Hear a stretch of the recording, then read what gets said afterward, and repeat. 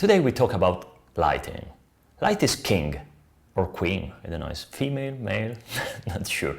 As light is so important, I think we have to define first the different type of lights. And we will cover both the use of natural light and other devices such as reflectors or speedlights, flashes. I'll show you examples so you can understand what you can achieve if you use these techniques.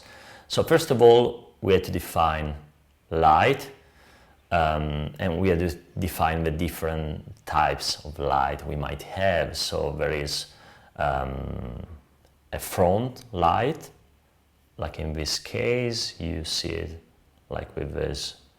It's kind of flat in this case.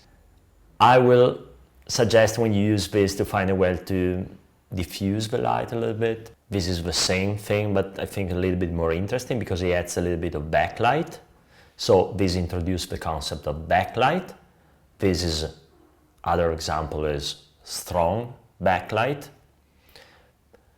So when you have backlight, it might be the case that you need to use a reflector or an external light unless you want the subject to be just a silhouette. And something that I think is a very interesting kind of light for yoga photography, especially when people are taking photos without extra equipment like flash, speedlights or reflectors, is a side light. And when side light is typically coming, for example, from a window, it can give these kind of effects. Look at this picture. It's a picture I took many years ago, so I had like not even a very professional camera. It was really at the beginning, and I didn't have any reflector or flashes or whatever. It was just the natural light coming from the window in a very dark environment that is this house.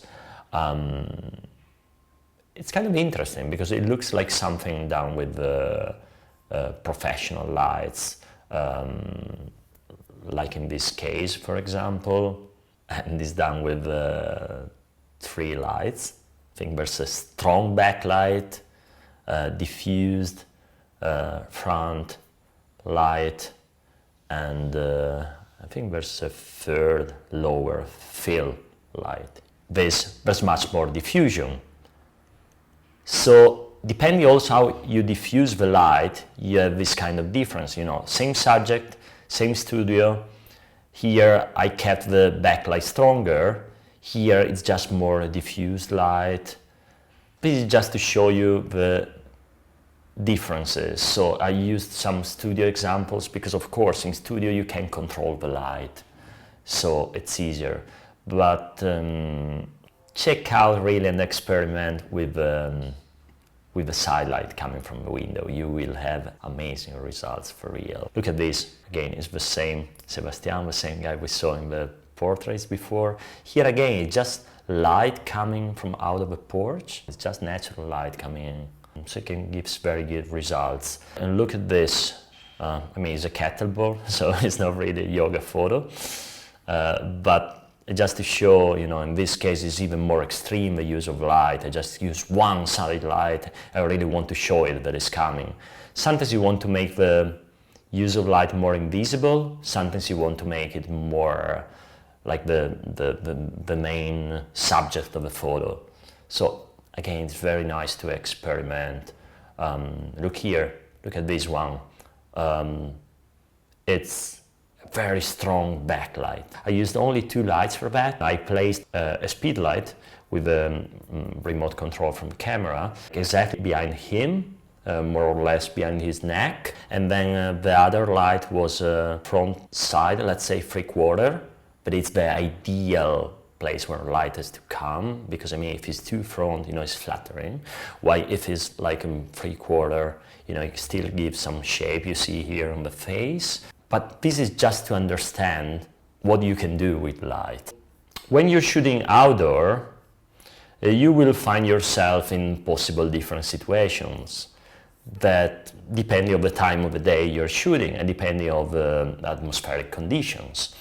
So there's the beautiful time of a day that is near sunrise and sunset, when there is this soft light where basically you don't need anything. You just have to go out and shoot, and skin look wonderful, and it's just perfect. Then there's midday. Midday is challenging. The shadows are very harsh. You see all the imperfections. It's risky if you don't use some props like reflectors. Using a reflector in midday for me is a must. You know, if I have to shoot in midday and it's a sunny day, I always use a reflector. You know, talents hate me for that because, you know, radio reflects strongly the light. So what I do is usually count. You know, I say 1, 2, 3, and then they open the eyes. You know, and because they, you know, so they keep their eyes closed. 1, 2, 3, open. You know, at that point, you know, I can take a picture. But I mean, that's the only way to have decent photos. When it's midday, my recommendation is go indoor. Look here, we went in the subway, for example, or find some shadow with some light filtering, like a park or a forest. This is Central Park in New York, so I mean, it's a huge park, but any park, any green area has this thing. This you can shoot even in, you know, at noon with the light filtering, and it's beautiful. Here, this is midday, some clouds, beautiful. Clouds. This is a topic. Usually, especially when I work with clients who are not very experienced with photography, they say, oh, such a shame, today is a cloudy day. It's such a shame. Oh, yesterday was so sunny. Actually, if we have to shoot at noon, having a cloudy day is a blessing, because their skin will look wonderful. Look here, this is midday. This is London.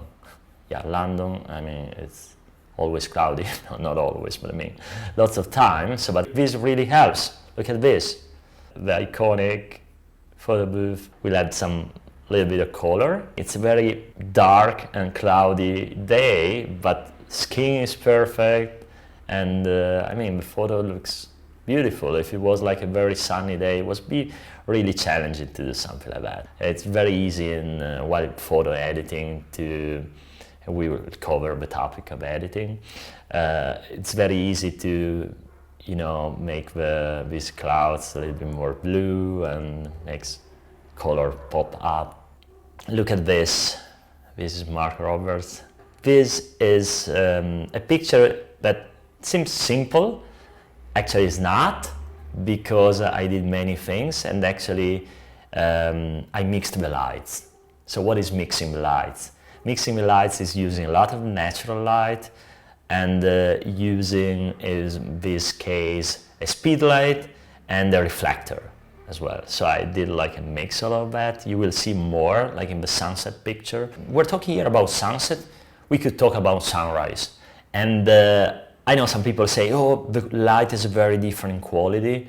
Honestly, sunset or sunrise? This, sunset or sunrise? And these are the answers.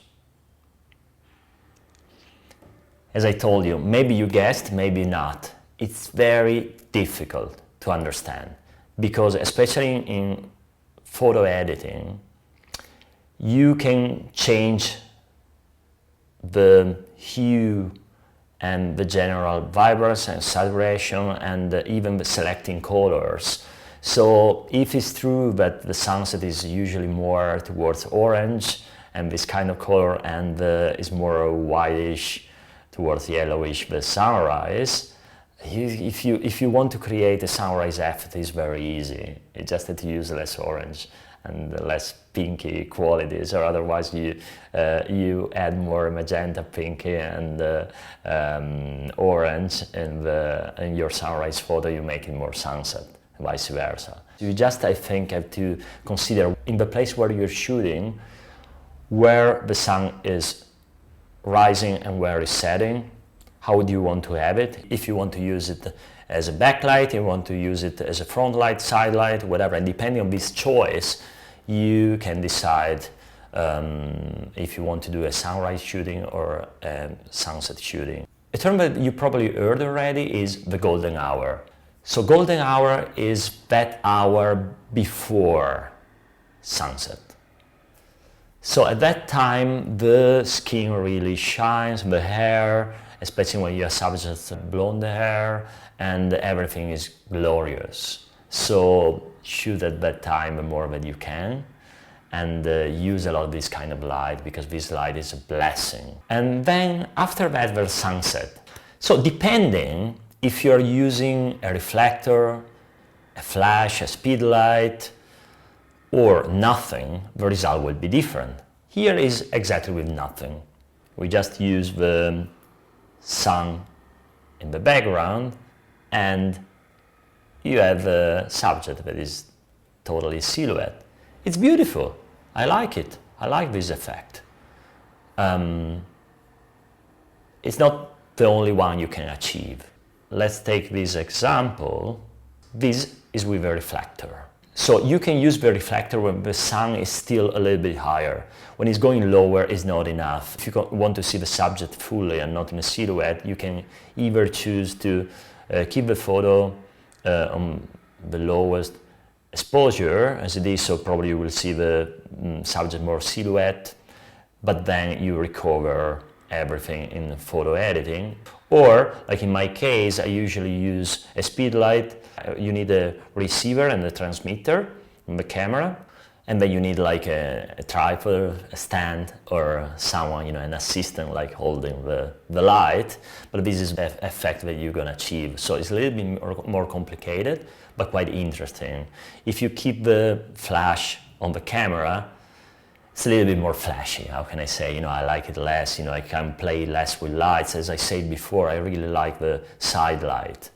But if you're really into the front light, front direct light, so why not? And so depends what you like. Coming back to the effects you can achieve, here is again sunset with the speed light. But here you see, here is just very natural with no external light, so it's also very beautiful. So there's no one way that is better than the other. Yeah, here, you see here is an example of, I shot underexposed, so exactly like the photo you saw before, but then I recovered everything in editing.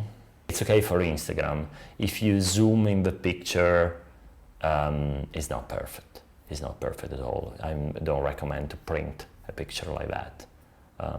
Gets quite grainy. So this is what you get when you do this technique of shooting underexposed and then opening lights. Very good for social media. So I mean, if this is mainly focus, maybe you don't need all flash and speed lights and reflectors or whatever, just go for it. But if you might need that photo to be printed, to be used like in different way, to be sent to a magazine. So now I just show you an example of the same exact location with different light depending on the time of the day. Look here. This is, let's say, midday. Well, it was already like 4 or something. This is sunset. And this is sunset opening the lights in post. Understanding lights, it's something that will give you a huge potential to create not only better photos, but photos that actually work and that you can use and your clients can use. But this is most important. So that's all about light. See you soon.